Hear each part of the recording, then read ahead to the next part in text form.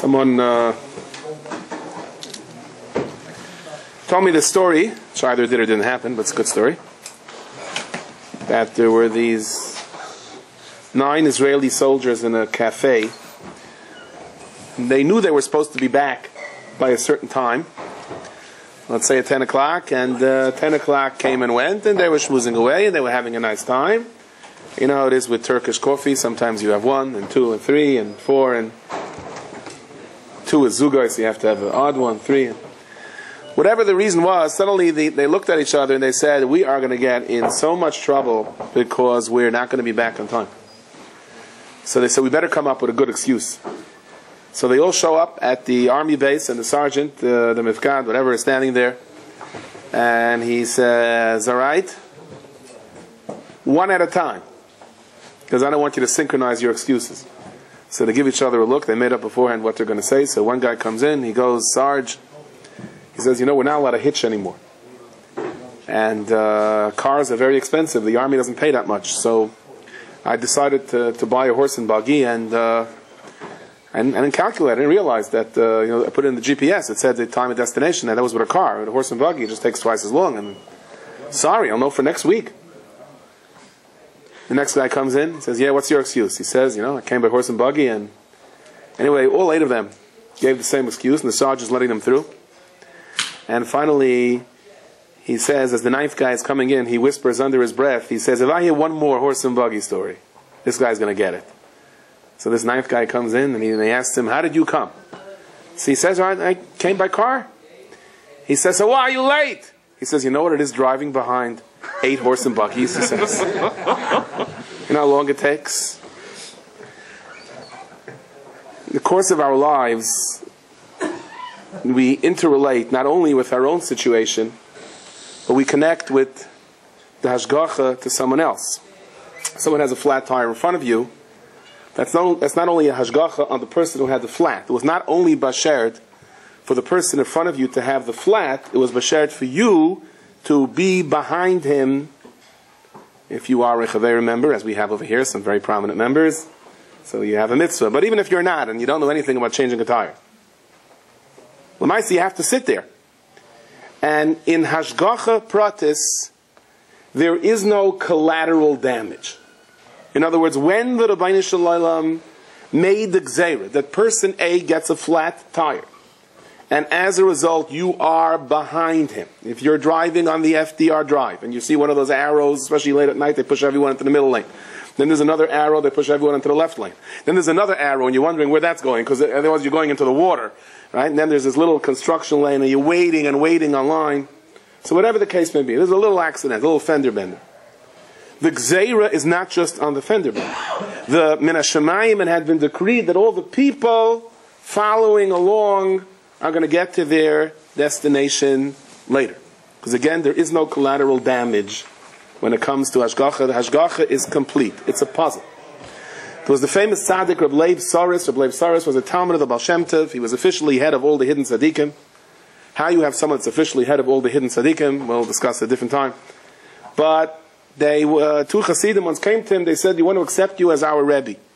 So he said to them, I want you to look out the window. They looked out the window. He said, what do you see? He said, well, we see some straw laying on the floor. He says, do you believe that every piece of straw is laying there with a cheshbon? Do you believe that every single piece of straw is laying there with a cheshbon? And it's exactly where the Rabbi Shalom put it. They said, well, we believe in hashgacha, but to say that the piece of straw is laying here, it's not laying there, I mean, that's like going too far. He says, then you have no place here, I can't accept you. So after a while, they came back after a series of incidents in their lives. They said, Rabbi, we've gotten to the point where we understand every piece of straw is laying where it is supposed to be. So I once told this story to someone, and that person told me that it is completely irrational. Are you telling me that every single straw laying on a farm, it's laying exactly where it's supposed to be, that's a hashgacha min hashamayim? Every reality is a hashgacha. But let me ask you like this. I think, I may be off a little bit here, but I think more or less, I read this someplace, that every half an inch of the human brain has more nerve connections than in the entire New York City telephone system. And each of those, and I don't know how many connections there are in the entire New York City telephone system, but there's an awful lot of connections, considering that there's a population of 8 million people, and most people have at least 3 cell phones by now. And in an inch of your brain, there's that many nerve connections, and they're all exactly where they're supposed to be. Let's think about that. If one of them is off by a mashu, off by a drop, then the person malfunctions, and they either can't talk, chas v'shalom, he can't see, he can't hear, something is wrong. Something is wrong. So what's so hard to believe that every single straw is exactly where it is supposed to be? Now, the Brisker Rav once said that it's Rav Chesed v'emes. Rav Chesed, Hashem does so much Chesed, so much mercy, and emes, and He's truthful. What's the truth? The truth is that HaKadosh Baruch Hu's din is perfect. If min hashemayim it is bashed for a person to have to go to a hospital, that not only affects the person that's sick, it affects his family, it affects his children, it affects his wife, it affects his boss, or it affects his workers, it affects everyone that's around him. People now shlach refuah shalema. But people that are suffering with someone that's going through a parsha, it's not only that person, it's a gzeir on the entire family. Entire families aren't intact. Shabbos after Shabbos after Shabbos. We have to understand that HaKadosh Baruch Hu is Rav Chesed ve'emes. Whatever the gzeira is that this person has to be sick, there's a gzeira on the family that everyone has to be. No one is just swept with.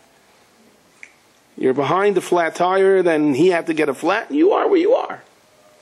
And if we try to circumvent it, then we're defeating our purpose in this world if we don't want to accept it. I think I told you there was a marathon someplace, and then somebody came in second, and they were all, taking out the champagne until the camera caught him. The last 10 blocks, he took a bus. You can't outsmart HaKadosh Baruch Hu. Rabbi Yisrael Salanter said, Keilamuna ve'ein avel. What's the ve'ein avel? The Keilamuna, HaKadosh Baruch Hu judges everyone. But ve'ein avel. When Shmelka gets a flat, and Baruch is behind him, that's a gzeira both for Shmelka and Baruch. If it wasn't Bashet for Baruch to have to be behind him, Shmelka couldn't get the flat. Mishpatei Hashem emes tzadku yachtav. Kadosh Baruch Hu puts it all together. Remember the Rubik's Cube? I don't remember. They still have it around. In the good old days when kids played with things that weren't necessarily internet connected, they were just nice toys. So I was never good at it. 1 trillion times I would try. Whenever I got the blue in one line, the white was in a different line. My 8-year-old did it, but I couldn't. Maybe Mr. Rubik's Cube could. Right? The world is a very complicated Rubik's Cube.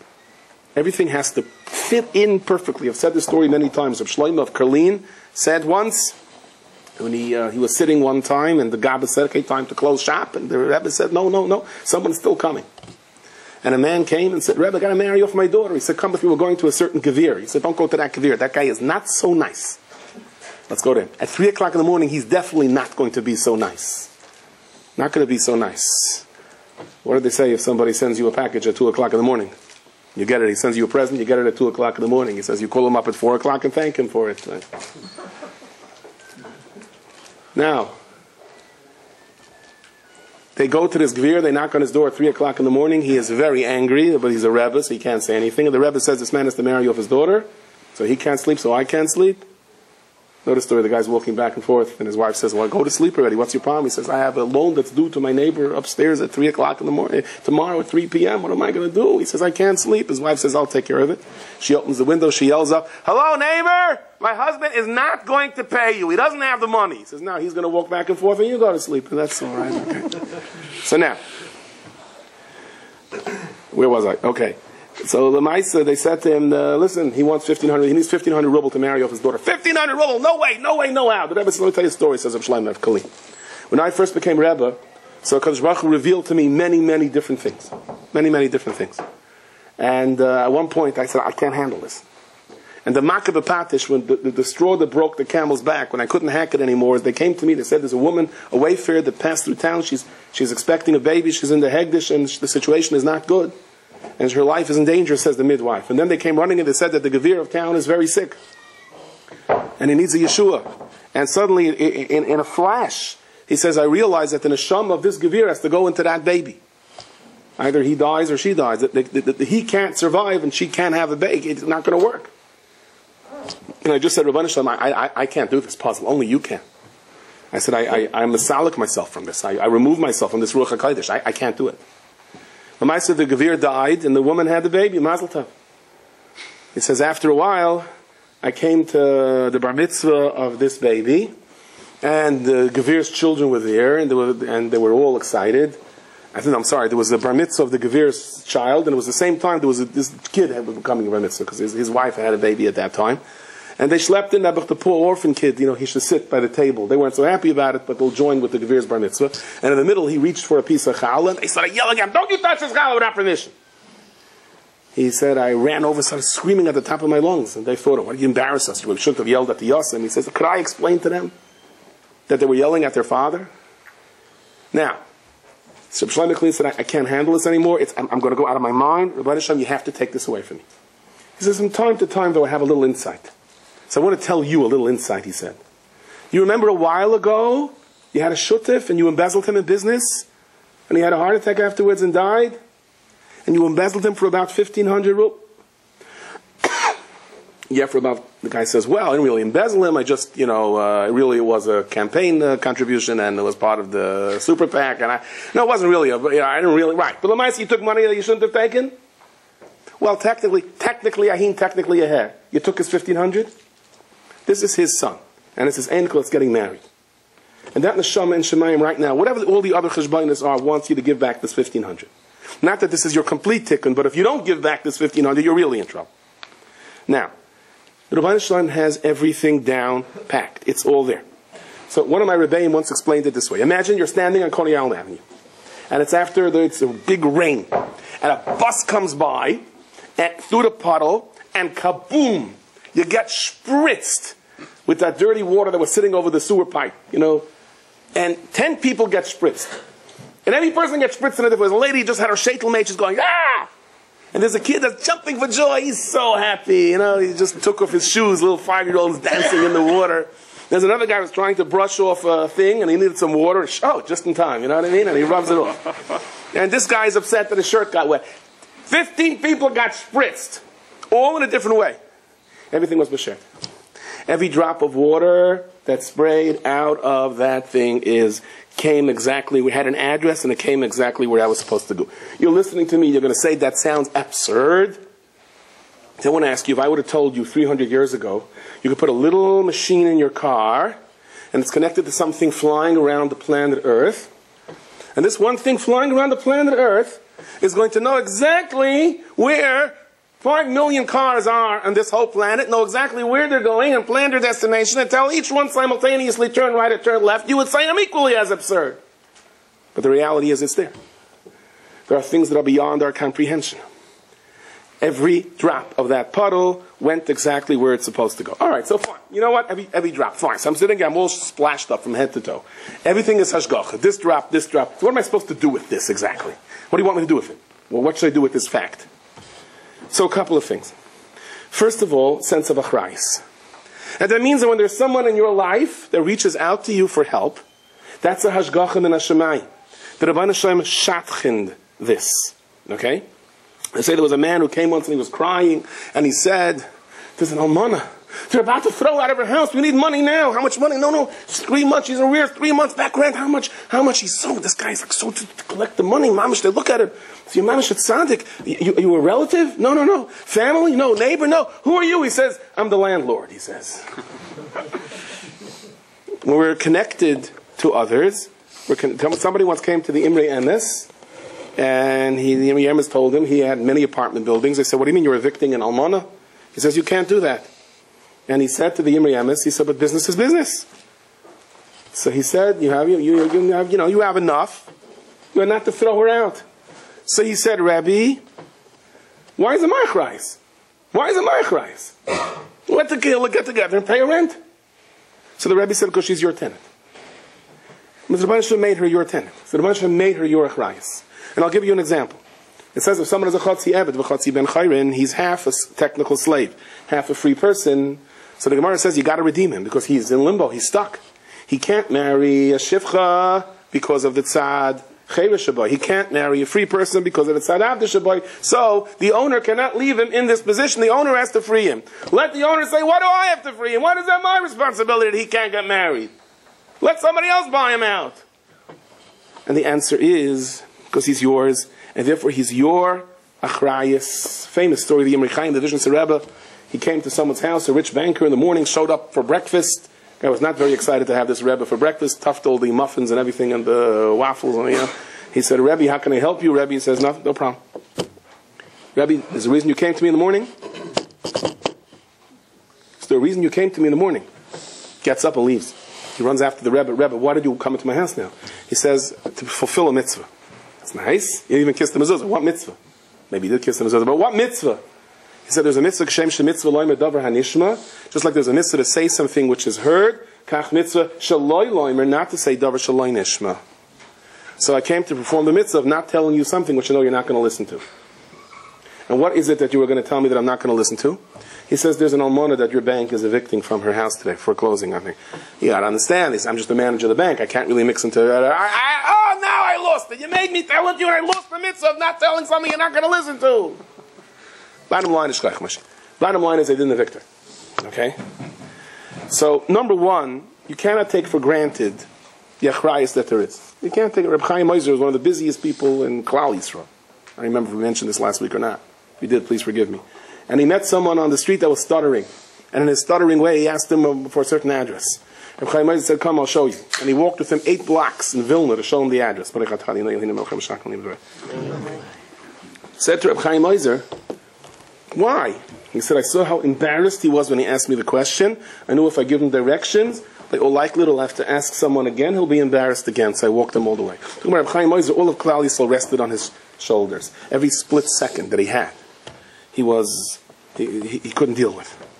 Because these tzaddikim understood if someone is coming to you, then you have to deal with him. Now, so obviously the world has to function. I mean, if a word's going to get out, you don't have to pay your rent. The guy may as well close down his business, right? I mean, schools have that dilemma when it comes to schar limit. You're not going to let the kid come to school because he doesn't pay schar limit. On the other hand, people hear about that. You can't do it, so they don't. I'm not getting into this. Everyone has to know their situation. But after all is said and done, if you learn Parasha Mishpatim, which didn't we all look forward to Parasha Mishpatim when we were kids? Right?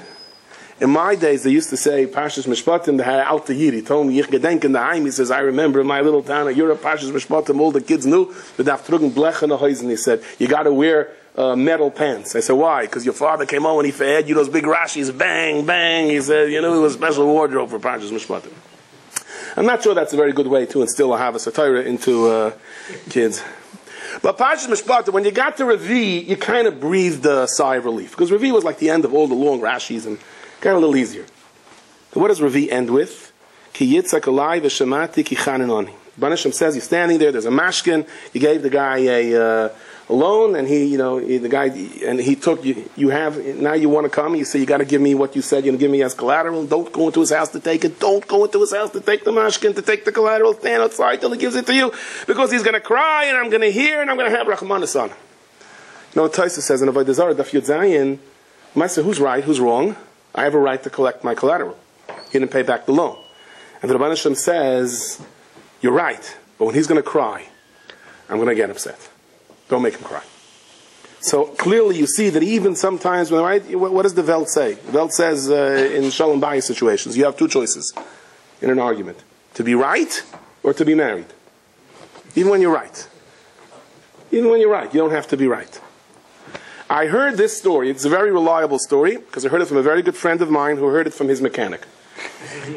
And usually those things have a very good makar. I mean, much more than some of the Ma'aseh Bichlach, right? So the Satmarav once said, they heard the story from so-and-so, heard it from so-and-so, heard it from so-and-so, or heard it from so-and-so who was a known liar. So, he heard it from his mechanic. You see, today, you don't get to hear good stories from mechanics because everyone has these new lease on the latest Honda Odyssey and all the Borough Park and Siennas, right? I was in Bangla County this summer, and this local guy came by, and he walked in, he said he was interested in buying a Honda. I said, this is a Bangla County. So I thought it was a Honda showroom. He thought it was like the whole parking lot's full of... So you see, you don't go to mechanics anymore because you have this brand new lease. You go back to the dealer, which is a much better way because you have a warranty and he only holds your car for 6 weeks till you get it back. But, maybe they don't. But the point is, one of the reasons I keep my car is it gives me the opportunity to go to the mechanic and schmooze with him. And you get stories. So my friend heard this from his mechanic. He has a similar car to mine. So we don't use the same mechanic, though, because we want to make sure we get different stories. So he said a friend of his, a friend of the mechanics in Eretz Yisrael, okay, someone knocked on his loan, wherever he lives in Eretz Yisrael. The guy knocked on his loan. Someone knocked on his door, and he says, Chavivi, good friends and neighbors. He says, listen, I'm expanding. I need a co-sign a loan for 150,000 shkolim for me. He says, that's a little steep. Yeah, please. Okay, Anyway, a while goes by, and a couple of people knock on his door. They say, yeah, you co-signed this loan? Yeah, 150,000 shkolim. The guy goes, but where's my friend? He says, your friend, he's gone. He's not here. He left the country. So he decided, was bashert that he did it. Now, I'm not saying, the Gemara says you should be very reserved when it comes to co-signing loans. We're not all pro co-signing loans, if you see what Chazal say. You got to be very careful here. Lamaisa, he decided if he's going to tell his wife what happened, because he never told his wife he happened to sign it, that the families, they were extended family, there's going to be such a machlokes in this town, you're not going to know what hit you. So he decided that he is not going to tell his wife. He just said that he sees we can't make it, and he's going to have to stop being cuddled, start working half a day. And she couldn't really understand if he's working half a day, and they don't have any extra money. And he kept draying all kind of stories back and forth. And she started working, and he never actually told her that he was paying up this 150,000 shkolim. And once she had a wedding in America, and she got an invitation with tickets, so she told it, go. So she goes to America. And a couple of days later, there's a knock on his door. Guy opens up it. I never saw this guy before. He says, I'm a shliach from so-and-so, and here is the 150,000 shkolim. He finds out this guy was, whatever, he managed to put it together, borrowed it from other people. So he said, do me a favor, I don't know who you are. Could you ask him why he decided to pay up now, like after I'm 3 years working, trying to excuses for my wife? He says, my wife met your wife in Macy's on 34th Street. And when my wife saw your wife, she went, oh boy, am I going to get it now? This whole store is going to hear. And your wife came over and said, my old neighbor, how are you? And she hugged her, and they were so nice, and they schmoozed, and she walked away. And I realized at that moment that you didn't even tell your wife what happened. Meaning the shliach said, b'shem him, you didn't even tell your wife what I did to you. He said, if you have the courage to do that, to avoid machlokes, I said, I'm going to borrow from the whole town, but I'm going to pay back that money to you. Now, do you see how when we interrelate, even after mistakes, how we fit in like a puzzle? Now, I remember many years ago in my class, I know I've said this story a couple of times, where the class was supposed to leave, and I told them afterwards, I said, do me a favor, guys, the room is dirty, everyone please pick up the garbage. And most kids are nice. And one kid says, I don't have to pick up garbage. Everyone should please pick up 10 pieces of paper. Yeah? No. Listen, whatever your name is, Chaim, Moshe, Yankel, Baruch, whatever, I don't remember what his name was. Reinim. You pick up, please, 10 pieces of paper. Okay? Then you can leave the room. So, here, why don't you start with this piece of paper right here? So he takes the piece of paper, he rips it into 10 pieces, puts it on the floor, and he picks it up. I picked up 10 pieces of paper. So I said to him, I'll tell you one thing. Maybe one day, you're going to be a very good lawyer. But you're not going to have shalom bayis, you're not going to have any friends, okay? If you have that attitude in life. Oh, did I get it from his father that night. To my mazel, I found out later his father's a lawyer and there were major shalom bayis problems in the house. I changed some of the details in this story to protect the innocent, but you get the idea. It's because there is a sense of, do we understand when we're in a room together, that the Rebbeinu Shalom put us together like a puzzle, that we do things for each other. Say there was a story that this guy was a real kamtzin. I mean, he was so stingy, and his wife forced him to invite someone. So the guy, he finally invites the guy, one of the poor guys in town, and there's a big bottle of wine on the table, and he wants to pour himself wine, and no wine. So why'd you put it on the table for? What you could do is, with this wine, you could take enough to dip a little challah into it. That's it. Okay. The guy pours one glass, he takes challah, boom, boom. What does it say? Mishras enough by a nazir, what the shear is, Boy, he's going out one piece of challah after the other piece of challah till the whole bottle of wine is gone. And this gevir looks at it and he goes, I want to ask you a question. He says, he's furious. He says, he's holding the empty bottle of wine, his hands are shaking, and he says, you want to tell me why by Kriyas Yamsef? Why did Hashem have to split the sea? Should have just given out challah to people like you, and they all would have dipped it in. There wouldn't have been any water. You have an answer for me? Guy goes, yeah. What's the answer? He says it was Pesach. He couldn't have challah then, he says. Okay? Now, there was a while ago, there was a blackout in New York City in the summer, and the two major kosher ice cream stores, I don't remember who was who, so I'm not going to say names, but I'm sure each one would have done it for the other. One of them had a generator, and the other one didn't. And suffice it to say, if you have a whole summer's worth of ice cream, and there's a blackout, and you have no generator, you're going to need another Kriyas Yamsuf soon. And the other one that did have the generator could have said to his competition, Baruch Dayan.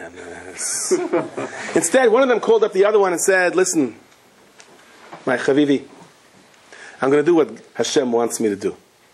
I have plenty place in my freezer. Bring over your trucks. I want to tell you something. Whatever ice cream he sold, whatever money he made, that he ain't going to take with him to the Olam Ames. But that ice cream of his competitor that was in the freezer, that you take with you. So when you believe that the situations that we have, whether it's shalom bayis wise, whether it's friends wise, whether it's emotional wise, whether it's money wise, whatever you can do for someone else, if you understand that that is hashgacha, that every drop of water has a place. But there's more to understanding this. The Baal Shem Tov says when a person is makir and has difficulties in life, this comes from HaKadosh Baruch Hu, that leads to Amtaka Sadinim. That's the greatest generator of rachamim. When a person's in the worst situation, he says, Rabbi Shalom, I believe this is all you. It's all hashgacha. The world is not hefker. Mim tzukah seyam yatzilam, says the Baal Shem HaKadosh, from the mitzukah you can be zaycha to atzal. And this is very important, because I've often spoken to kids or family members, their parent is not well, and they're saying, they're wandering from house to house to loving family and friends, but they're not home. Try to explain to them, this is part of the gzeira. So you would say, what are you trying to tell the kid? That God hates him also? No. You don't know the koyach of emunah that Klal Yisrael has. And when the kid understands that this is part of the gzeira, even the uncomfortability that he has to spend so many Shabbosim by a cousin, that's part of the gzeira, even though the cousin is a loving cousin. So you can apply what the Baal Shem Tov says, if it's Hashem's gezeira, it's good. If it's Hashem's gezeira, it's sweet. We also understand that when it's Hashem's gezeira, the Rebbeinu Shem always prepares the refuah before the makkah. And it comes along with the siyata d'shmaya to be able to deal with it. So if you understand that there is no collateral damage and everything is a hashgacha, if you understand that if there's a 3-mile backup, that this gezeira was on every single car there, so you have the kaichas to deal with it, or the other backups in life. From a shalom bayis perspective, this concept that there's no collateral damage is also extremely powerful. It is yidua that the Chassam Sofer once made a major siyum, and he said this siyum is very special to him. Why is the siyum so special to you? So he said, this siyum I made, I'm sure you heard this when you were a kid, every Rebbe says it over. It was some of those 5 minutes here and there. I keep a little Gemara with me, and every time I have an extra 5 minutes, and I finish Shas now during these 5 minutes. So most people, what do they see in this story? They see how you shouldn't waste every second, 100%. But I think there's a deeper lesson in this story. The deeper lesson is that you're sitting and you're behind a garbage truck and you're going out of your mind. You're behind an oil truck and they go mamish in slow motion in the morning. And you know these guys, they take it out, they pull out the pipe, they go slowly, and you're beeping and you're late for work. Right? How many times could you're sitting there, you don't know what to do, you're going out of your mind. You notice a 10-minute wait and you can't back out. Right? How many times could you reorganize the glove compartment in your car? See, in my glove compartment is always exciting. There's always something new there that I never found before. So for me it's exciting. But for most people, they know what there is in their glove compartment. You say, the Rebbeinu Shem wants me to be here at this moment for a couple of minutes. So you take out a little mishnayis in your car, and I once told someone, keep a shalom bayis mishnayis. Every day I want you to learn 12 mishnayis. You finish in a year, by the way, if you learn 12 mishnayos a day. B'li neder. So when you're waiting for your wife, instead of going, beep, take out your mishnayis. Why do I have to learn it at night when I'm half asleep? I'll learn it now. So when you come home, and the supper's not ready, so it's not, where is this supper? May as well learn my mishnayis now. What's the difference? So it becomes your shalom bayis, little mishnayis. You say Tillim. Zamir Cohen has a story, Rabbi Zamir Cohen has a story in one of his books, about a woman that was stuck in a traffic jam, and she found out there was a terrible accident up ahead, and that a woman is in grave danger. So she's sitting there, she took out a tillim, she asked, tell me the name of that lady. She said, I'm not a tzollah, I'm not Zaka, get daven for her. And she's saying tillim, and there's a whole maisa where the lady was post-death syndromes. She said she had a dream of someone saying tillim for her. You know, you're connected. You were there. As a simon, you have a kayach. As a simon that you could be there. You're in the post office, there's 15 windows, and there's only one person manning the windows, you're on a long line, instead of blowing up and getting angry, you take out your shalom bayis mishnayos. It's not just shalom bayis between you and your wife, shalom bayis in you and your own nerves. You know, life would be much easier that way. You know, it says, if someone learns mishnayos, the Medrash says, Asher, the son of Yaakov Avinu, he stands there, and he's makabel panim. I'm not sure exactly. The Asher Shemeina Lachma Shemeina is Oisias Mishnah. You see, they bring, not sure exactly what that means, but I'll tell you what it says about Asher. It says Asher was Zoicha to unbelievably great daughters. Serach Bas Asher went up to Olam Haber, and Bechlau Shruni Bonais. You know why? I heard a Meir de Gevart. Because Asher had his daughters, daughter after daughter after daughter, and every time Asher was told another girl, he said, I'm rich, a Shruni, I'm an Asher, I'm rich. You have that kind of an attitude toward your children, so you know what happens? You have good daughters. You have princesses. There's no tefillah in Shemona Esrei for children. Where's the tefillah? We've mentioned this only in Moedim. L'dar v'dar, l'saper t'lesecha, said the Belzerov. Generation, generation, we praise you, Hashem. So why is there no tefillah for children? Why is it only in Moedim? Because the biggest skill for good children is that you feel in your own heart and you kind of say to your child, you know you are a gift, right? I've told you the story many times. Guy comes to a Rebbe, you know, he says, I have 12 daughters. The wife is expecting, I love them all, but maybe, you know, a bracha. He says, don't worry, you're going to have the Ben Zachar. And Baruch Hashem, the time comes, and his wife has twin girls.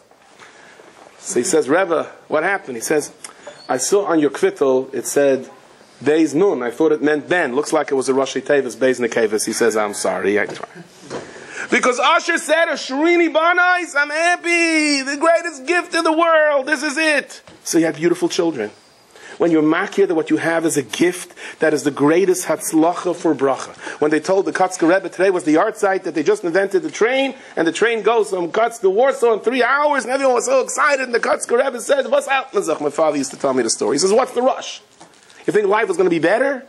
Life is much better when you go slow and you realize you are where you're supposed to be. Kotzker Rebbe once told the chassid of his as an Indian to learn a Masechta Baal Peh. So wherever you are, you can chazer it. So the guy, you know, went through his Nafi Yomi schedule, and he thought Masechta's Makis would be a reasonable Masechta to learn Baal Peh. He wraps it up in 3 months. He comes to the Rebbe, and Rachmana Litzlan right afterwards, he became a Saginor. He lost his vision. He lost his eyesight. And the Rebbe told him afterwards, why didn't you learn Bava Basra? Baal Peh would have taken you 5 years to learn. Right? Sometimes we look for shortcuts in life, and that's where the trouble is. We don't realize the bracha is where we are. It says, Mardechai mishalech b'chol yoyim v'yoyim, every single day, Mardechai went, el chatzar beis hanoshim, ledas, shloim ester, umaya yoseba. You know how many years Mardechai went every single day and stood outside of the palace to maybe get a message to Esther? He makes a cheshbon anywhere between 4 and 5 years. He never missed a day. He went every single day to Esther. Like, what could he tell her at one point? Don't worry, Hashem is going to help. I mean, there was no way in the world Achashverosh was going to let her. No one left Achashverosh's palace. Either you were in his good graces or you were dead. That's how it worked with Achashverosh. There was no way of getting out of there. And every single day, Mordechai went there. What did he say to her? For 4 years, 5 years, day in, day out, never missed a day. B'chol yoyim v'yoyim. Every single day, he told her, "You are where you're supposed to be. It's a terrible Gehenna for you. You were kidnapped. You were forced into a marriage. You were taken away from your people. You should know you're here." And he reminded her every single day for 4 and 5 years. L'das es shloim Esther. And Mordechai's message to Esther was, if you understand that you are here for a reason, you will have the shalom, you will have the peace of mind to be able to deal with it. If you're here by chance, you won't be able to deal with it. So every single day he went to remind her, there's a hashgach in the flaw that you're here, l'das es shloim Esther, umaya yoseba. And what are you going to do now with this peace of mind that you have because you were makir? This is the gzeirim in Hashemayim. Zok this vasemis, and out of this came the nest. That's when he heard Vixen and Sarish say what they did. This is the makar to the nest, to accept that it is hashgacha. Even though nothing changed. You could say, okay, I was spritzed. It was b'sher to be spritzed by the bus today. 4 years, 5 years, I'm sitting here every single day, the same thing. What's new? What's new? There's a new day. There was the reason you were here yesterday and the reason you're here today. Sometimes people feel in the course of their lives, there's nothing new. They're davening, things aren't happening. Whatever their situation is doesn't change. What's new is the sun comes up. It's a new day. The hashgacha is that during this day. And if you accept the hashgacha, then there's shalom, and you will know ma'yeh asaba. And you'll be able to and the truth is, Rabbi Tzaddik says, that this hashgacha goes far beyond being spritzed by the bus on Coney Island Avenue. It goes in the chain of a person's own machshav. And tell me if you can relate to this. I definitely can. There are times you sit down for a moment and you have a moment to think. And you begin to think, uh-oh. If this is that and that's this, if A and B and C and D, oh no! And you start panicking, whatever the situation is. That was also hashgacha. You should think A, B, C that leads to the D. Now you're going to say, so it's hashgacha, so that means I have no choice. If I think negatively, it's hashgacha, I can't do anything about it. Right? The Tzemach Tzedek said, trach gut, v'zayin gut, and you're supposed to think positively. Yeah, but you need siyata d'shmaya to think positively. Zokt Reb Tzad, you have to be mispal for siyata d'shmaya. And the raya, Gemara Masechtas Megillah. Good old Achashverosh is in his bed with his royal teddy bear, and he's tossing and turning, and we start reading about Laila hu narada, Shnas HaMelech. So it says, the Gemara says, Shnas Malka Shaloilam. Kaviyachal HaKadosh Baruch Hu couldn't sleep that night. What does it mean? HaKadosh Baruch Hu doesn't sleep. So the Mefarshim say, it means the Midas Hadin, the Midas Harachman. We don't understand these things. Naradu El Yoin. The Rabbi Hashem says, something has to happen now, something has to change. And Achashverosh is getting up middle of the night, and instead of going for another Bloody Mary or something there, he all of a sudden begins to think. And a thought goes into his head. And Achashverosh begins to think. I don't know how often he would do that think. And Achashverosh says, well, why did Esther invite Haman? Why did Esther invite Haman? What are those two plotting? They were plotting anything. Surely somebody would protect me, right? Wait. But maybe I never paid back a favor. So no one has an interest to protect me, to let me know what's doing. And all of a sudden he panics. Bring me to Sefer HaZachraynos. Do you realize there was a chain of thought that led Achashverosh to this panic? It didn't have to happen. Achashverosh could have gone to sleep that night thinking about the meatballs and killing the royal chef because it was too salty or something else, other important things in the Persian kingdom that he had to take care of. This was a hashgacha. The Medrash is telling us, Narada Shnas HaMelech, Shnas Malka Shaloilam, and the Yeshua was set into place that Achashverosh. What does that mean? If that's for Achashverosh, that's for you too. It's for me also. So you're tossing and turning in bed, and suddenly you begin to think, A, B, C, and you panic. That's a hashgacha min hashemayim. That's hashgacha. Now how do we deal with that hashgacha? So Zok Reb Tzaddik, that you should know that very often they send to a person gets a pachad in his heart. Why does he get this pachad in his heart? It's a gift min hashemayim. And the gift is you should daven and learn and do tshuva and break the gzeira. Li'olam yispal adam shelo yechla, says the Gemara. Shem yechla tavis chus v'yapatim. Zok Reb Tzaddik. Vada, even when a person's already in a tzara, he could still daven. Afilu cherev chadam meneches al tzavari shel adam al yimna atzim and arachim. Even if a sharp sword lies on the neck of a person, tefillah can help. Tefillah always helps. You don't always understand how it helps. But you need less chusim. It's easier to break a gezeira prior to the actual manifestation of the decree. So often Hashem puts it in your heart to worry that something may happen. As a result, you give extra tzedakah, you do tshuva, you're makabel upon yourself, and then you're in tznius, and then you're in limit HaTorah, and then you're in not speaking lashon hara. Right? Today's a good day. It's Rav Segal's Yartzeit, the great Manchester Rosh Hashiva, who some people say so many Yeshuas with the inyan of not speaking lashon hara. Whatever it is, everyone knows what they have to be makabel because you're worried about something. You say, no, I'm going to answer on Yehesh Meirabu b'chawa. I'm going to do something. So you broke the gzeira, and you have enough schusim now to break the gzeira.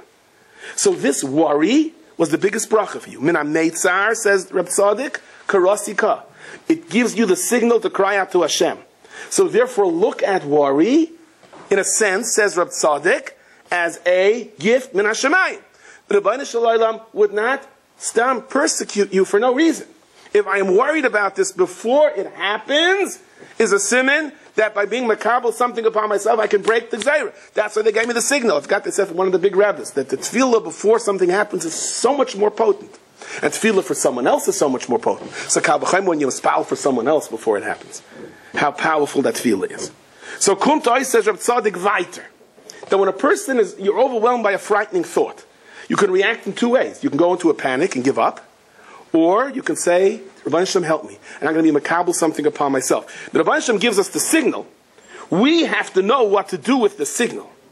So Mordechai comes out, and Mordechai sits with all of the Talmidim, right? And what's he doing with them? He's teaching them the halachos of Chadash. You mark of this kmitza, this new tfuah, this new carbon mincha, and you could eat the tfuah for the new year. Hello, Mordechai, you're sitting here in sackcloth. Haman is about to kill you. There is no new year. There is no tfuah.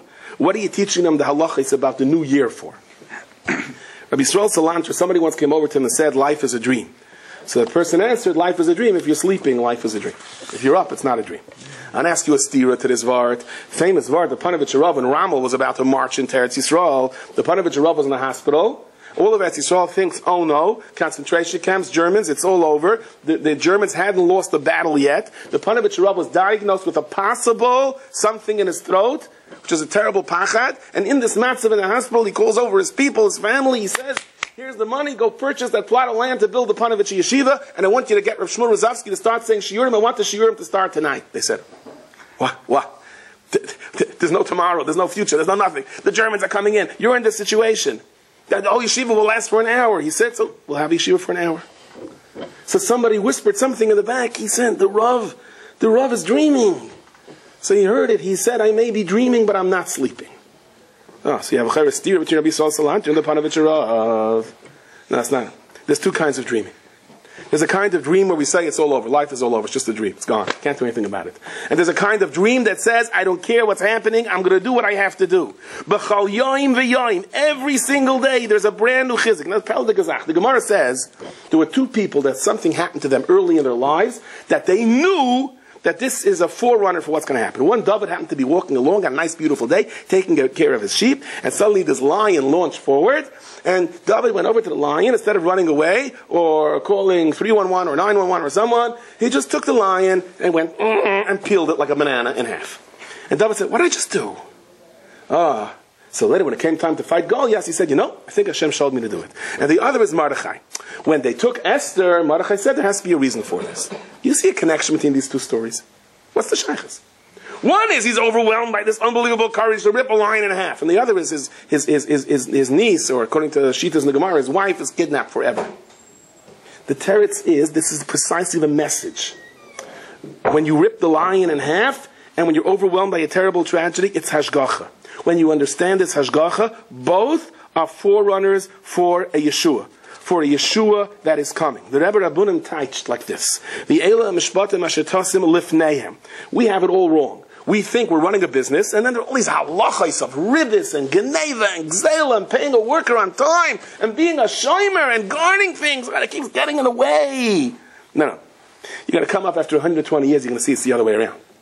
Your business was a hechatimsa to fulfill all these mitzvahs, which brings people together, that makes them live forever. The mishpatim come first, before your business, which is the real meaning of Nasav and Ishma. That we understand that the situations in life that we have to go about doing, that's the real purpose of life. It's when you're stuck on the highway and you take out that tillim and that mishnayis, when you come home and you want to be upset, the supper is not ready. That's when. That's the purpose of life. The Zohar says at the beginning of Parasha Mishpatim, here within lies all of the secrets of the Gilgal. The fact that we're not here for the first time, the shamas keep popping down to this world. Mishpatim, why in Mishpatim? So the Baal Shem Tov said, because many times things go on in life, I did damage, oh no, my shore went into my neighbor's, oh no, I'm going to have to pay now, Shen, I'm a muyad nezik shalom. This is hashgacha. The money has to go back from me to him. I never took money from him, I don't even know this guy. It's a cheshbon min hashemayim. The world is not hefker. The Zohar says in Parashas Mishpatim, Kovav Amid Beis, Les Mila Be'alma Dekaima Kamei Tshuva. It says in certain Svarim, Tshuva doesn't help for this, Tshuva doesn't help for that. The Zohar says, whatever that means, I'm telling you, says the Zohar, Tshuva helps for everything. If, Kolshkin for sure, on a person that acknowledges that everything is the Rabbeinu Shalom.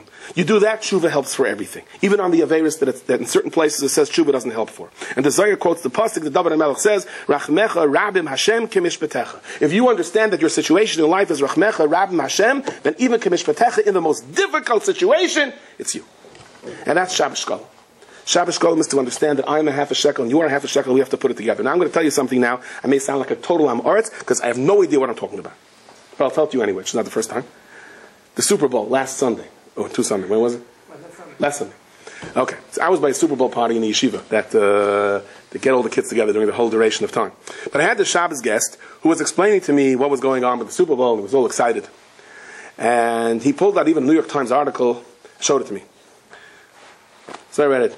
The Hamadiyah doesn't have a good sports section. So, Kam Levasser also not. This is schwach, the sports section is schwach. But anyway, so, I haven't read this in like 20 years. Like, what do you want from me?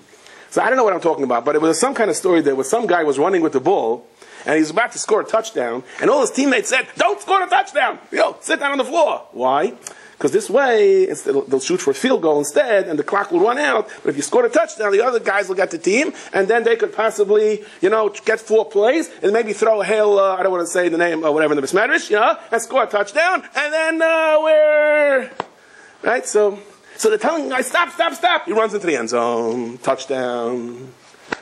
So the Times article said, because if you train a guy to run for a touchdown, you train him for success, you can't stop him like l'shvach. I'll tell you my Amaratsish assessment of this. No. I think maybe. I don't know who this guy is. I have nothing against him. I don't know his name. But let me just say like this. Maybe there's another spin over here. Maybe he's thinking, if I stop, that's good for my team. We'll run out the clock. Somebody else kicks the field goal. But the record books aren't going to show why I stopped, right? The record books are going to show I scored the winning touchdown in the Super Bowl. So let me run into the team. Maybe that's pshat. And maybe this is our Nissan in life. Not that we run for the touchdown. Not that we're right. But what do I do for the people around me? That's when you're really scoring everything. Rabbi said, we live in a pretty scary world. If you think what's going on now in the world with Iran and the threats, and really the world is on the verge of exploding. My Mishgiach Zaying gave a whole schmooze last night. People still bother me with the facts. We're all going on in life. There's Iran. I'm interested in politics. But they're making this nuclear bomb that may blow up the world. I have nothing to do with politics. Where are you going to run? I heard one guy talking to another in yeshiva. He said, I'm so scared. It's like before World War II. He says, no, it's different. In World War II, there's like ghettos. But like one bomb comes and poof. Oh, you're right. Nothing to be scared about. I'm trying to figure out that logic. I'm not 100% sure. But the point is, I think we're shtickle in denial. I think we're all a shtickle in denial. That we don't realize what's going on in the world right now. And this whole concept of everything fits in like a puzzle, there never was such a time when you see b'chush, the world fits in like a puzzle. The economies of the world are trying to use sanctions. The whole world banking system is geknipped and gebidden. It's all interrelated, all connected. One domino falls, everything falls. There are ballistic missiles from one side of the world to the other. It's no longer there in Iran and I'm here. We know the technology is there from the other side of the world that can be here very quickly. You see b'chush how the Rabban Hashem created a world where everything is connected. It says, Mordechai knew whatever was happening. Mordechai knew that Haman is not going to be successful in his plans. What are you making everyone fast for? But he knew it'll only come through tefillah. So he couldn't tell him. The Rabban Hashem wants our tefillah. The Rabban Hashem wants us to acknowledge this. Yes, HaKadosh Baruch Hu, we need you. We need you. And I think that the greatest chizik is just to move on. I want to tell you one final story. I had a fellow in my house years ago. He was an 85-year-old Yid from Russia. And he lived someplace, I don't know where, downtown Brooklyn. And he used to jog like 3 miles a day.